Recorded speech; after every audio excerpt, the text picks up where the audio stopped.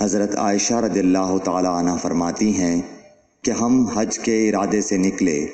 جب ہم مقام صرف میں پہنچے تو میں حائضہ ہو گئی اور اس رنج میں رونے لگی کہ رسول اللہ صلی اللہ علیہ وسلم تشریف لائے۔ آپ نے پوچھا تمہیں کیا ہو گیا ہے؟ کیا حائضہ ہو گئی ہو؟ میں نے کہا ہاں۔ آپ نے فرمایا یہ ایک ایسی چیز ہے جس کو اللہ تعالیٰ نے آدم کی بیٹیوں کے لیے لکھ دیا ہے، اس لیے تم بھی حج کے لیے افعال پورے کر لو، البتہ بیت اللہ کا طواف نہ کرنا۔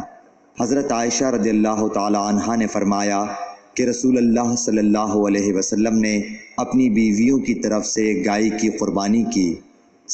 حضرت عائشہ رضی اللہ تعالی عنہا نے بیان کیا کہ نبی کریم صلی اللہ علیہ وسلم میری گود میں سر رکھ کر قرآن مجید پڑھتے، حالانکہ میں اس وقت حیض والی ہوتی تھی۔ رسول کریم صلی اللہ علیہ وسلم عید الاضحیٰ یا عید الفطر میں عیدگاہ تشریف لے گئے۔ وہاں آپ عورتوں کے پاس سے گزرے اور فرمایا اے عورتوں کی جماعت، صدقہ کرو کیونکہ میں نے جہنم میں زیادہ تم ہی کو دیکھا ہے۔ انہوں نے کہا یا رسول اللہ صلی اللہ علیہ وسلم ایسا کیوں؟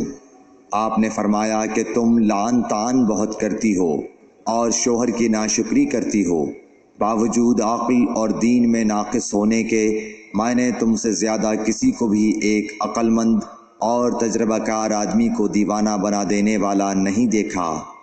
عورتوں نے عرض کی کہ ہمارے دین اور ہماری عقل میں نقصان کیا ہے یا رسول اللہ؟